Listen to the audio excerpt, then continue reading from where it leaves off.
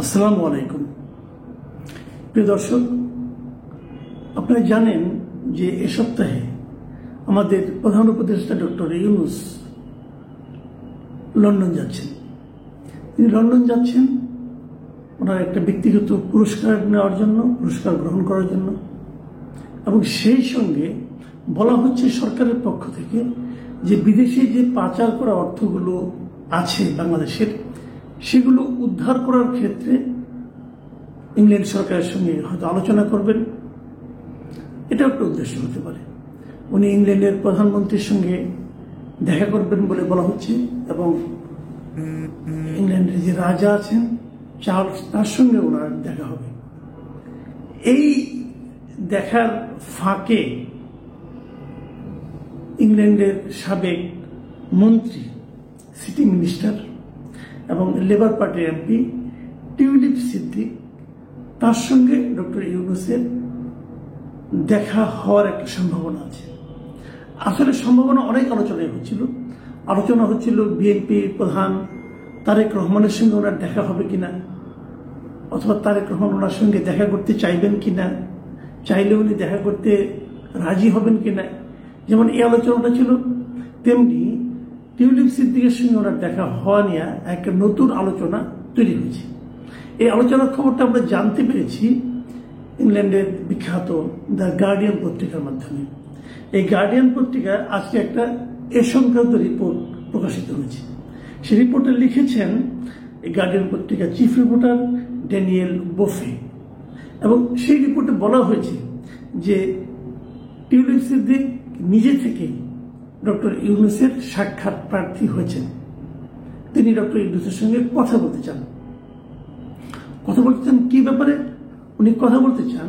যে বাংলাদেশের টিউলিপ সিদ্দিকের বিষয়ে যে সমস্ত অভিযোগ দুদক উত্থাপন করেছে এবং একটা গ্রেফতারি পরোয়ানা জারি হয়েছে বলে জানানো হয়েছে, সেই বিষয়গুলিকে টিউলিপ সিদ্দিক মিসআন্ডারস্ট্যান্ডিং হিসাবে অভিহিত করেছেন। তিনি বলেছেন বাংলাদেশের তার কোনো স্বার্থ সংশ্লিষ্ট কর্মকাণ্ড নেই। হ্যাঁ, এটা ঠিক যে এখানে ওনার খালা এদেশে দীর্ঘদিন প্রধানমন্ত্রী ছিলেন, এবং উনি বলেছেন যে আমার জন্ম ব্রিটেনে, আমার কর্ম সেখানে, বাংলাদেশে আমার কোনো ধরনের প্রফেশনাল কোনো কর্মকাণ্ড নেই, কাজেই সেখানে এই সমস্ত দুর্নীতির অভিযোগগুলো গ্রহণযোগ্য নয়। এবং টিউলিপ সিদ্দিক যে কথাটা বলেছেন, এটা খুব গুরুত্বপূর্ণ, সেটা হলো যে তার পক্ষ থেকে তার আইনজীবীরা বারবার দুদকের আইনজীবীদের সঙ্গে যোগাযোগ করেছেন, কিন্তু দুদকের আইনজীবীরা এই ব্যাপারে কোনো মাত্র সাড়া দেয়নি। সাড়া না দিয়ে টিউলিপ সিদ্দিকের যে বক্তব্য, সে বক্তব্যটা হলো যে দুদক বাংলাদেশের কোনো একটা ঠিকানায় টিউলিপ সিদ্দিকের নামে বিভিন্ন রকম চিঠি পাঠাচ্ছেন, এবং তার বিরুদ্ধে কি কি অভিযোগ আছে সেগুলো মিডিয়ার কাছে প্রকাশ করে দিচ্ছেন, এবং অভিযোগগুলোই মিডিয়াগুলো এমনভাবে প্রকাশ করছে যেন মনে হচ্ছে যে উনি সেটা অপরাধী। দেখুন, টিউলিপ সিদ্দিকের এই যে বক্তব্য, এই বক্তব্যগুলো কিন্তু আপনি একেবারে উড়িয়ে দিতে পারবেন না। একটা কথা মাথায় রাখতে হবে, টিউলিপ সিদ্দিকি ব্রিটেনের নাগরিক, সেখানকার এমপি, একবার দুবার না একাধিকবার এখানকার এমপি হয়েছেন। গত এক দশকেরও বেশি সময় ধরে ব্রিটেনের মানুষ ভোট দিয়ে ওনাকে তাদের এমপি বানাচ্ছেন। এবার তার পার্টি ক্ষমতায় গিয়েছে এবং ওনাকে মন্ত্রী পর্যন্ত বানিয়েছে, কিন্তু তখন ওনার বিরুদ্ধে নানা রকম অর্থনৈতিক কেলেঙ্কারির অভিযোগ বাংলাদেশ থেকে উঠে, ইংল্যান্ডেরও একটা পত্রিকায় এই ব্যাপারে উঠে যে শেখ হাসিনার ঘনিষ্ঠ কোনো একজন ব্যবসায়ী ওনাকে বাড়ি দিয়েছেন, থাকতে দিয়েছেন, এ সমস্ত অভিযোগ ওঠে। এবং এ সমস্ত অভিযোগের প্রেক্ষিতে ব্রিটেনের যারা দায়িত্বপ্রাপ্ত ব্যক্তি আছেন, গভর্নমেন্ট আছেন, তারা কিন্তু তাদের যে মন্ত্রী পর্যায়ের মানদণ্ড বিষয়ক একজন উপদেষ্টা আছেন লরি ম্যাগনেস, এই লরি ম্যাগনেস কিন্তু একটা তদন্ত করেন, এবং সেই লরি ম্যাগনেস চলতি বছরের জানুয়ারিতে টিউলিপ সিদ্দিকিকে সম্পূর্ণ নির্দোষ হিসাবে ঘোষণা করেন। কিন্তু এই ঘোষণার পরেও এই লরি ম্যাগনেস একটা কথা অবশ্য বলেন ওনার রিপোর্টে, ওখানে তিনি টিউলিপ সিদ্দিককে সতর্ক করে দেন এবং বলেন যে তার পরিবারের বাংলাদেশের সঙ্গে ঘনিষ্ঠ যোগসূত্র থেকে যে সুনামের ঝুঁকি হতে পারে তা নিয়ে তার সচেতন থাকা প্রয়োজন। তার মানে বাংলাদেশে তার খালা আছেন, তার মাও বাংলাদেশে খুব গুরুত্বপূর্ণ ভূমিকা পালন করেন।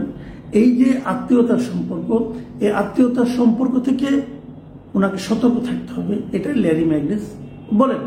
কিন্তু যে অভিযোগগুলি উঠেছিল সেই অভিযোগগুলোর বিষয়ে ল্যারি ম্যাগনেস তদন্ত করে তাকে সম্পূর্ণ নির্দোষ ঘোষণা করেন। এত কিছুর পরেও টিউলিপ সিদ্দিক কিন্তু তার সেই সিটি মিনিস্টারের পোস্ট থেকে পদত্যাগ করেন এবং তিনি বলেন যে এই বিষয়গুলো তার সরকারের উপর নেতিবাচক প্রভাব ফেলতে পারে, এই বিবেচনা করে তিনি রিজাইন করেছেন। বিষয়গুলো খেয়াল করুন। এখন প্রশ্ন হচ্ছে যে টিউলিপ সিদ্দিক অবশ্যই আমাদের দেশের সঙ্গে কোনো না কোনোভাবে সম্পর্কিত, উনি নিজে অস্বীকার করুন বা না করুন। সম্পর্কিত এই কারণে যখন ওনার খালায় দেশে প্রধানমন্ত্রী ছিলেন তখন কি তিনি এখানে এসে রাষ্ট্রীয় নানা ধরনের প্রোটোকল ওনাকে দেওয়া হয়নি? হয়েছে। উনি কি সুযোগ সুবিধা পাননি? কিছু পেয়েছেন, উনি পেয়েছেন, ওনার ভাই পেয়েছেন, ববি সিদ্দিক পেয়েছেন, এরা সবাই জানে, এখানে নতুন কিছু নেই। তারপরেও আমার মনে হয় শেখ হাসিনা পরিবারের মধ্যে সবচেয়ে কম ঘনিষ্ঠ আমাদের এই সরকারের সঙ্গে ছিলেন টিউলিপ সিদ্দিক। ওনার সম্পর্কে একটা বড় অভিযোগ ছিল যে এই রূপপুর পারমাণবিক যে বিদ্যুৎ কেন্দ্র ছিল সেটা পাওয়ার ক্ষেত্রে টিউলিপ সিদ্দিক রাশিয়ার সঙ্গে, পুতিনের সঙ্গে ওখানে ওই সময় এক ধরনের মধ্যস্থতাকারী ভূমিকায় অবতীর্ণ হয়েছেন এবং উনি বিপুল পরিমাণ অর্থ এখান থেকে সরিয়েছেন। এই ধরনের অভিযোগ আমাদের এখান থেকে উঠেছে। কিন্তু সেই অভিযোগগুলোর পেছনে কাগজপত্র কতটুকু কি আছে, কতটুকু সত্যতা আছে, কতটুকু তথ্য ভিত্তিক অভিযোগ সেটা নিয়ে কিন্তু আলোচনা হতে পারে। কিন্তু যেহেতু আওয়ামী লীগের উপরে প্রচুর দুর্নীতির অভিযোগ ছিল, কাজে মানুষ কিন্তু সাধারণভাবে এই অভিযোগগুলো বিশ্বাস করেছে। এখন ডক্টর ইউনূস গিয়েছেন, যাচ্ছেন, উনি ওনার সঙ্গে ওই যে দেখা করতে চান,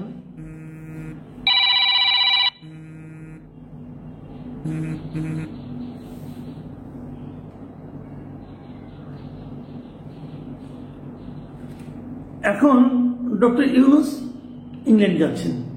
এই সময় যদি টিউলিপ সিদ্দিক ওনার সঙ্গে দেখা করতে চান, আমি মনে করি এটা উনি ওনার সৎ সাহসেরই পরিচয় দিয়েছেন এই দেখা করতে চাওয়ার মাধ্যমে।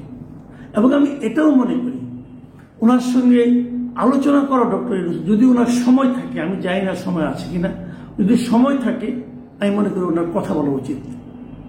এটা এ কারণে উচিত, এখানে যদি কোনো ভুল বোঝাবুঝি থাকে অথবা টিউলিপ সিদ্দিকের যদি কোনো বক্তব্য থাকে সেগুলিও ওনার শোনা উচিত। আমরা কি করি, আমরা যখন একটা সরকার চলে যায় সেই সরকারে সবাইকে সমানভাবে একই মাপে একই অপরাধী করতে খুব সচেষ্ট হয়ে পড়ি। এতে যে জিনিসটা হয় যে যারা প্রকৃত অপরাধী সবাইকে মানে লাগাতার এক মাপে ফেলে অপরাধী করার চেষ্টা করতে কি হয়, প্রকৃত অপরাধীরা কিন্তু দৃষ্টির আড়ালে চলে যায়। আর যদি আমরা এভাবে, যেমন ধর টিউলিপ সিদ্দিক কথাটাই বলি, যদি উনি প্রকৃতপক্ষে অপরাধী না হয়ে থাকেন তবুও শেখ হাসিনার পরিবারের সদস্য, অতএব তাকে অপরাধী হিসেবে গণ্য করতে হবে, এরকম যদি আমরা ঢালাও একটা অভিযোগের মধ্যে তাকে ফেলে দিই তাহলে সেটা আলটিমেটলি কিন্তু আন্তর্জাতিক পর্যায়ে আমাদের বিচার ব্যবস্থা নিয়েও কিন্তু প্রশ্ন ওঠে। দুদকের যে ভাবমূর্তি আমাদের, দেখুন এই সমস্ত অভিযোগগুলো তুলেছে দুদকের ভাবমূর্তি কিন্তু খুব ভালো কিছু নয়। আমরা অতীতেও দেখেছি দুদক নানা রকম আকাম প্রকাম করে, যখন যে সরকার থাকে সেই সরকারের অনুগত হয়ে কাজ করে। আওয়ামী লীগ আমলে এই যে আওয়ামী লীগের এত দুর্নীতি ছিল, কোনো আওয়ামী লীগের দুর্নীতির জন্য কিন্তু দুদক কোনো কথা বলেনি, অথচ দুদকের সেই এখতিয়ার ছিল, ক্ষমতা ছিল, তারা করেনি। এখন যেই না আওয়ামী লীগ সরকার চলে গেছে, এখন আওয়ামী লীগের সবাই অপরাধী হয়ে যাচ্ছে দুদকের চোখে। তো দুদকের এই সমস্ত আচরণকে কিন্তু আমার বিবেচনা, খুব যে একটা মানে আপনার একদম নীতি নৈতিকতা সম্পন্ন অভিযোগ তা কিন্তু আমি পার্সোনালি মনে করি না। সবাইকে একভাবে মাপা ঠিকও না, কিন্তু যদি অপরাধী হয় সে যেই হোক না কেন তার ব্যাপারে কিন্তু সাজাও হওয়া দরকার। আরেকটা জিনিস, সেটা হলো কোনো ব্যাপারে অভিযোগ মানেই কিন্তু সে অপরাধী না।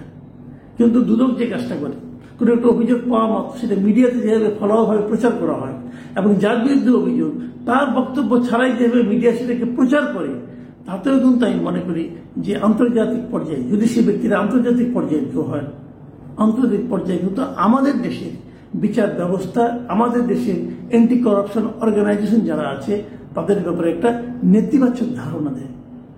আমি মনে করি এক্ষেত্রে যেহেতু ডক্টর ইউনূস যাচ্ছেন, উনি অবশ্যই টিউলিপ সিদ্দিকের সঙ্গে কথা বলতে পারেন। উনি কথা বললেই তো সব বুঝে যাবেন না। ডক্টর ইউনূসের বক্তব্য আছে, উনি যদি প্রয়োজন মনে করেন এখানে দু একজন লোক তো ওনার সঙ্গে নিতে পারেন। যদি উনি দেখা না করেন, সময় না দেন, তাহলে এটা কিন্তু তখন টিউলিপ সিদ্দিকের পক্ষ থেকে একটা বক্তব্য পড়তে পারে যে ওনাদের আত্মবিশ্বাস নাই, ওনাদের কাছে পর্যাপ্ত ডকুমেন্ট নাই, এই জন্য ওনারা আমার কথা শুনতেই চাইলেন না। ওনাকে আত্মপক্ষে সমর্থন করে সুযোগ দিন, অথবা ওনার উকিলকে, আমাদের দুদকের উকিলরা কেন বারবার এড়িয়ে যাচ্ছেন সেই বিষয়ে কিন্তু একটা সুরাহা হওয়া দরকার। আমরা চাই যে প্রত্যেকটা অপরাধীরই সাজা হোক, সে যেই হোক না কেন সাজা হোক, কিন্তু যে অপরাধটা করেনি তার নামে দুর্নাম রটনা করা হোক, আমরা এটাও চাই না। প্রিয় দর্শক, এখন এ পর্যন্তই। আল্লাহ হাফিজ।